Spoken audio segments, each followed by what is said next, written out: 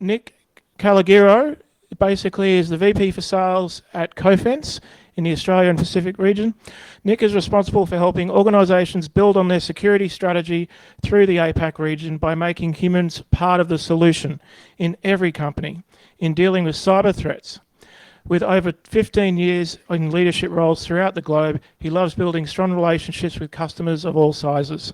So would you please welcome Nick?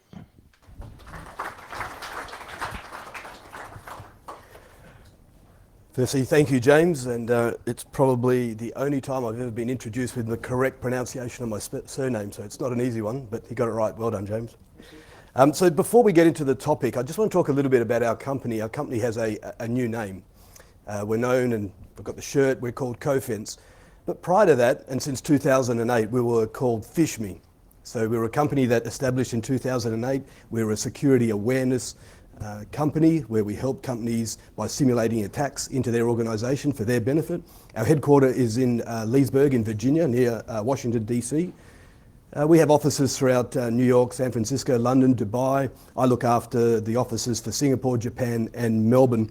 And right now, across the globe, we have 17,000 plus customers that we're dealing with our products and services on a daily basis. And 50% of the Fortune 100 companies are our customers globally. So we've been doing this for a while. We sort of know what we need to do in this space.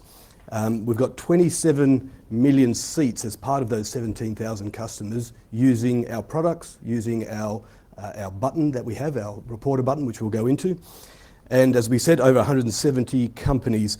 Just recently, we've won a whole heap of awards with our products. And we're going to talk only about 2 of our products specifically today, but we've got a whole bunch of awards, just one in this year, 2018.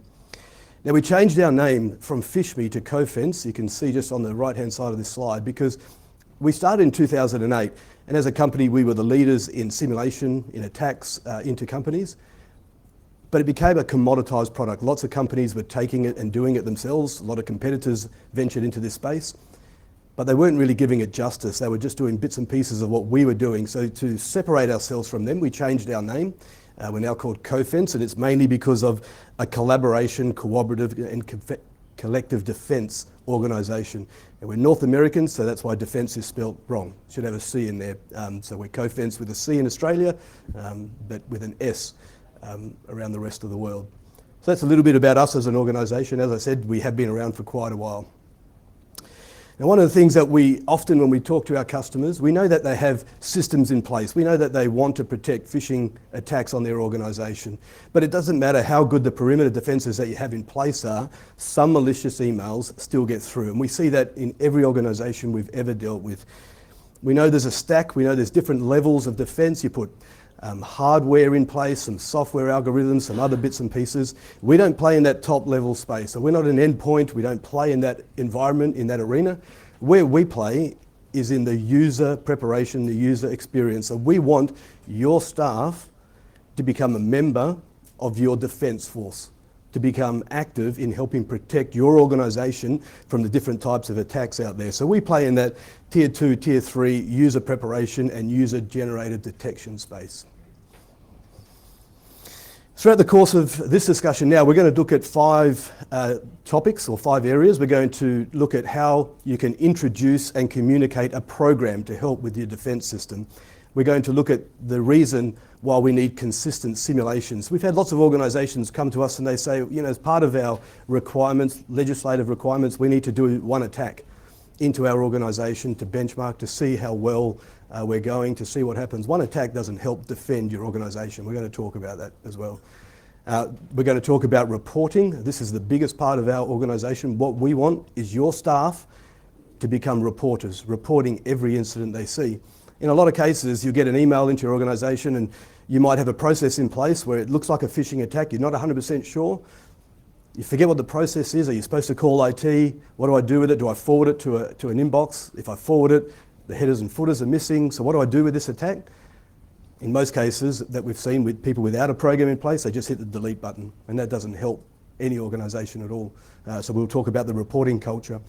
And also, as part of the reporting, there's reports that you can use at board level as well.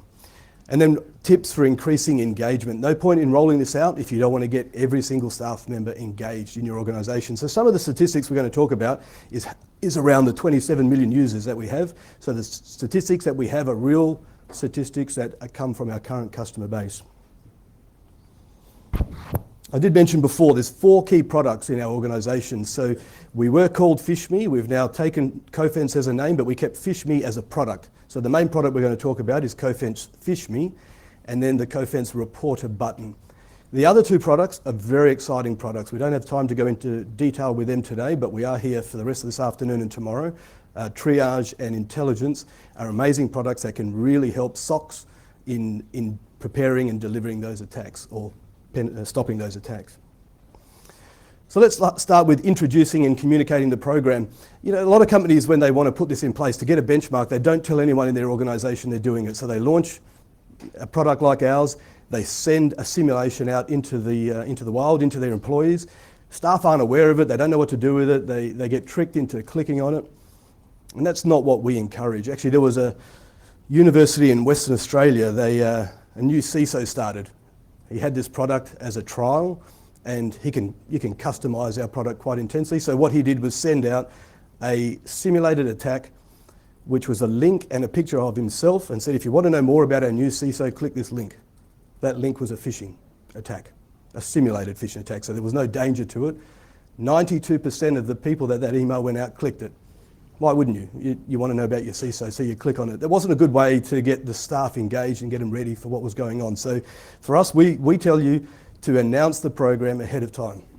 Tell your staff that you've engaged a company to help stop phishing attacks, and engage them by sending out information. This is what we're going to do. Over the next course of a period of time, we will send you emails that look like phishing attacks. Please look at the different parts of it to make sure you understand what a phishing attack looks like. And we also say, once you've done that, once you've sent out the announcement, start with simple attacks. You don't need to be really tricky right from the start. You can build that up over time, but just start with easy attacks, bad spelling mistakes, little things on there that make it look like it's an absolute phishing attack, because you'll get more engagement from your staff if you do that. And then you can repeat that process over time. This little icon on here shows you the different types of attacks you can do. You can do click-only data entry, you can do attachment ones, so many different types of attacks in our system that you can start with.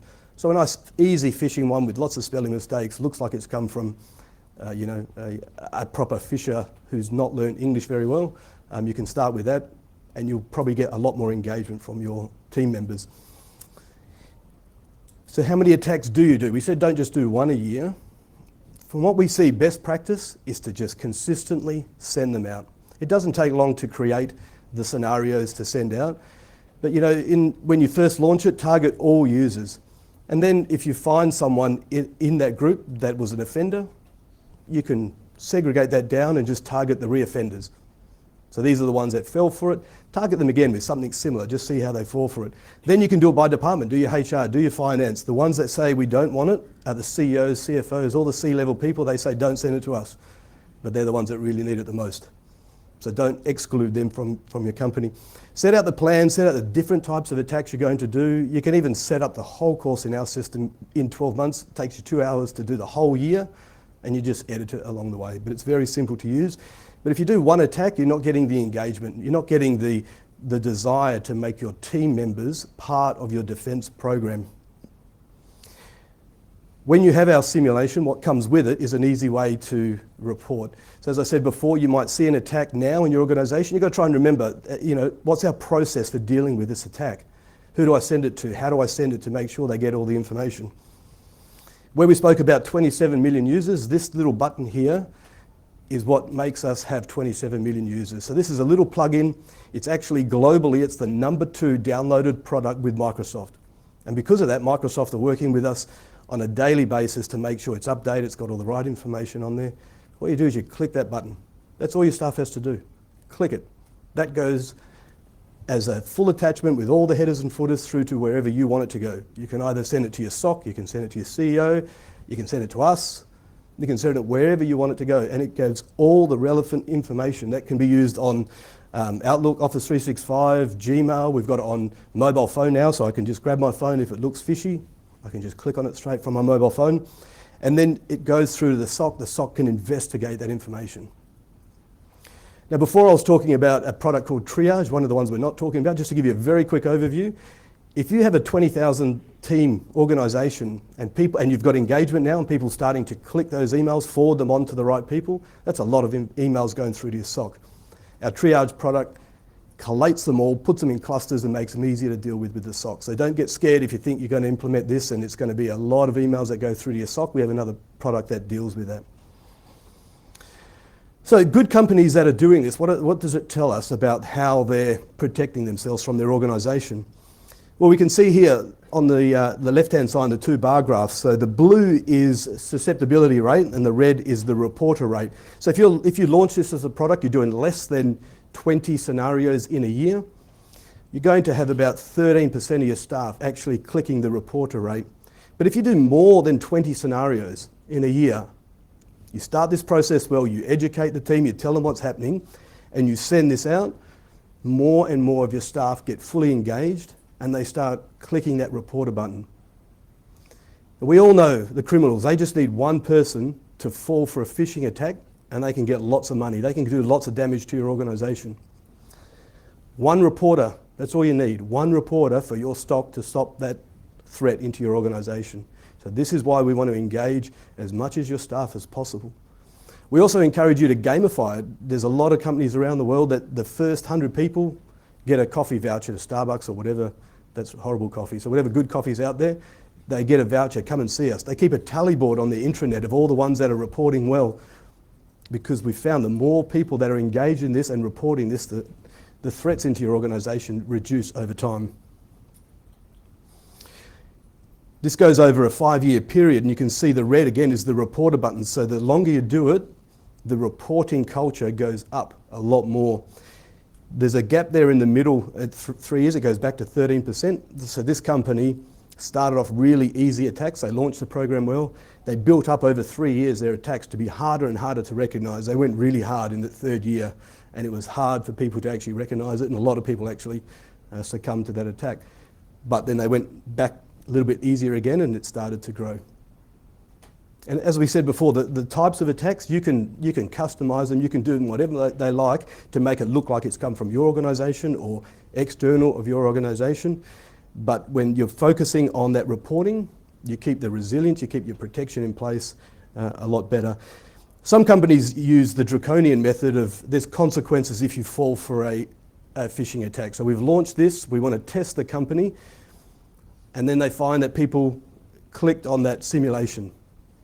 Some companies that we've dealt with have given people HR warnings, they've given them, they've changed their jobs, they've reduced the email access that they have, they've reduced the websites they're allowed to go to. So it's like an old, draconian style of nasty approach to this process. We don't want it to be that way. We want to make it a fun experience. So, gamify it, reward people.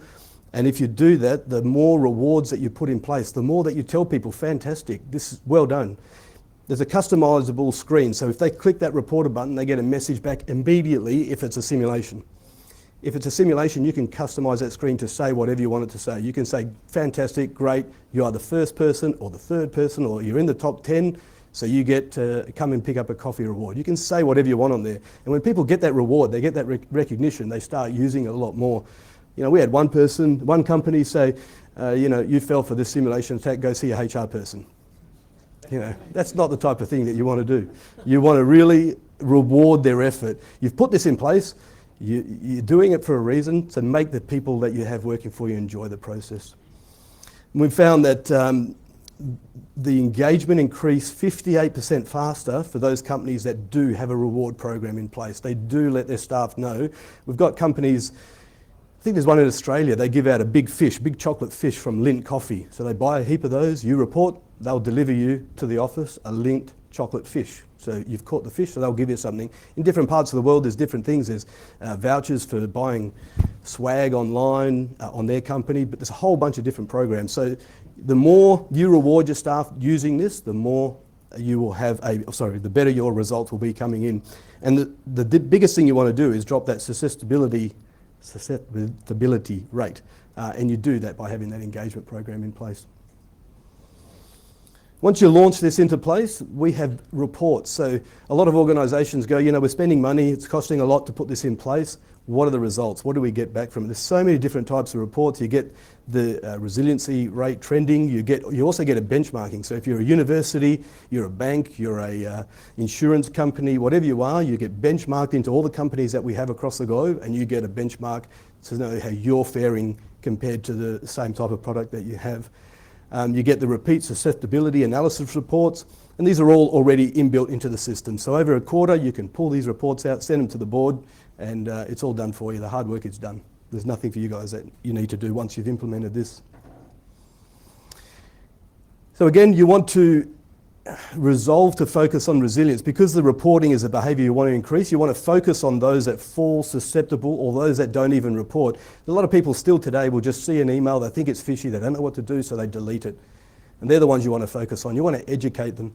If they do fall for an attack, we have an education piece. So if they click on a link, it is a simulation, they fall for it, they don't get told off, they get an education piece. It could be a video to watch, which goes for 20, 30 seconds. It could be a customised statement that says, this was a phishing attack, you fell for it, better luck next time, read below on how to not fall for this in the future. So there's a lot of different types of education piece that you get back, because you want to make sure that you get these guys reporting. You don't want to be nasty about it. So give them some education, tell them where they go so they can learn so they don't fall for it again. We've been doing this as a company for 10 years. We eat our own dog food. We do it internally all the time. I've only been with the company 5 months. I've fallen twice for it. I come from cybersecurity, so I've fallen for it twice. One of the team members in the office, in the auditorium now, he fell for one last week. I didn't fall for that one, so I was quite happy. But you can make them as hard as possible, because it is our own dog food. We make them really hard. You can make spear phishing type of attack. It look like it's come from your CEO to tell you, Nick, you've done a great job, click here to see your reward. I know I'm not doing a great job, so I shouldn't have clicked on it. But that's how you can make them hard, you can make them easy, but once you've done them, once you put them in place, make sure you give the feedback back to your team as well. So, 5 ways to strengthen your phishing defence program. So, we're very pro about announcing and communicating your phishing defence program. So, again, if you buy a package like this, you do something with our organisation or anyone else, tell your staff you're about to do this. Tell them the reason why. Sometimes people don't understand the real reason why you're putting things into place. We'll give you an example of a large airline company in Asia. They got an email. It looked like it was from the CEO, and it said to the finance department, please pay $1.2 million US for the lease of this plane. Looked like it came from the CEO. Finance department thought, CEO's on holidays, so this must be important, we'll pay it. So they paid $1.2 million into that account. They didn't learn from that. The next month and the next month over, the criminals thought, well, they got the money, they're going to try. 3 months in a row, they paid $1.2 million 3 times, $3.6 million US dollars to a criminal for 3 different simple phishing attacks because they weren't aware. So let your organisations know, we're putting this in place because we want you to help us protect our organisation. We don't want to become susceptible to these types of attacks.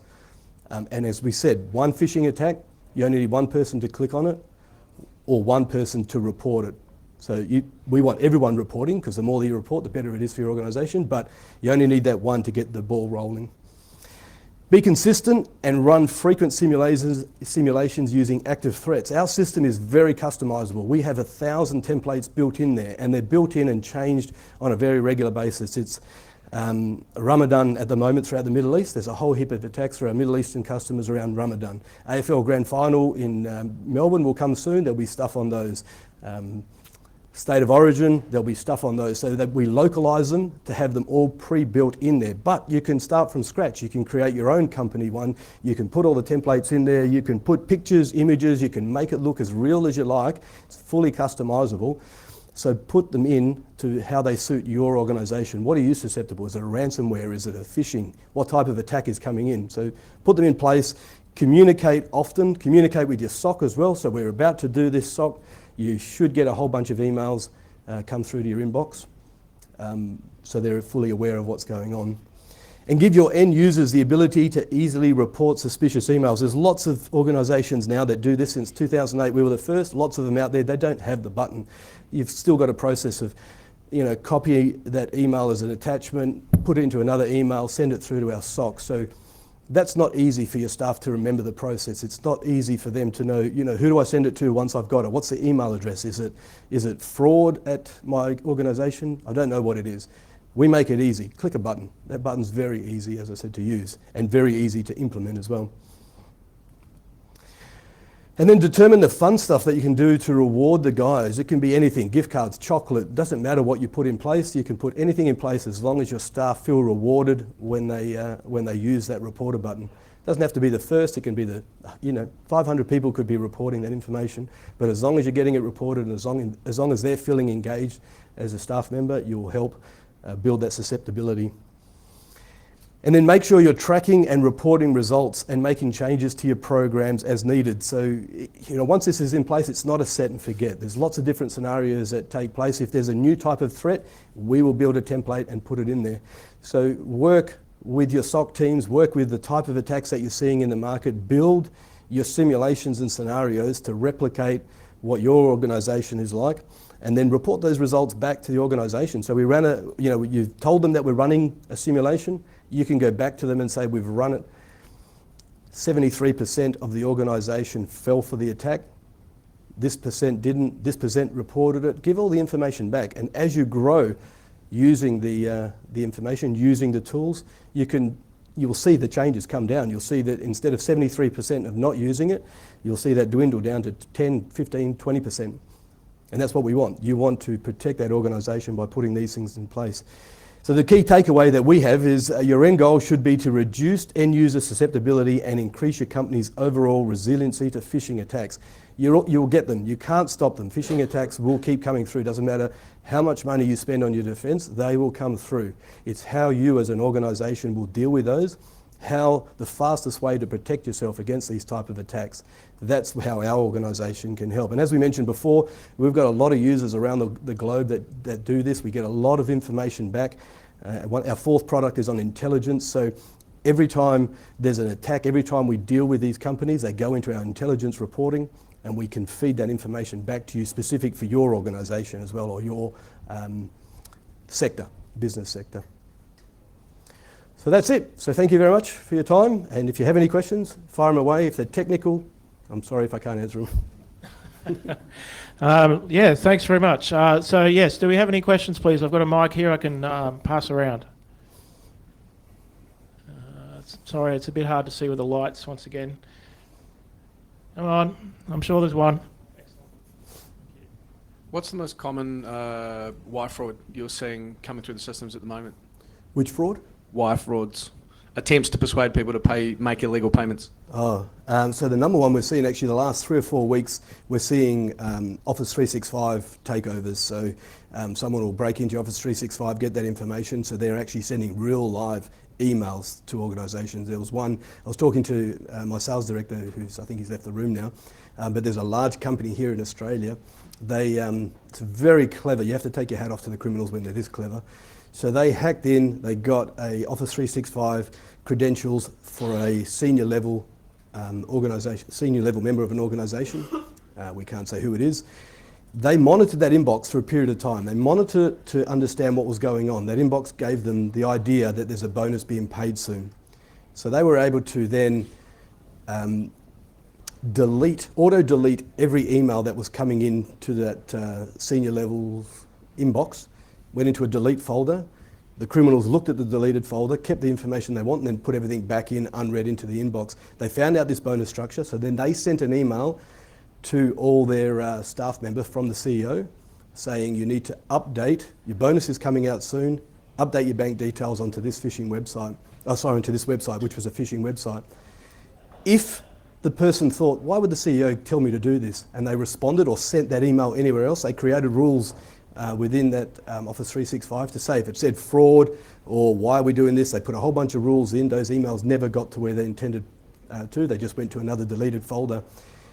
The amount of people that changed their user bank details a whole lot, the criminal was able to then get their money, their bonus paid into these accounts based on pure hacking into this Office 365 accounts. So they're the largest ones we're seeing at the moment. There's still a whole type of old phishing style attacks. Spear phishing is becoming huge, but this live monitoring of Office 365 inbox is the biggest threat we're seeing at the moment.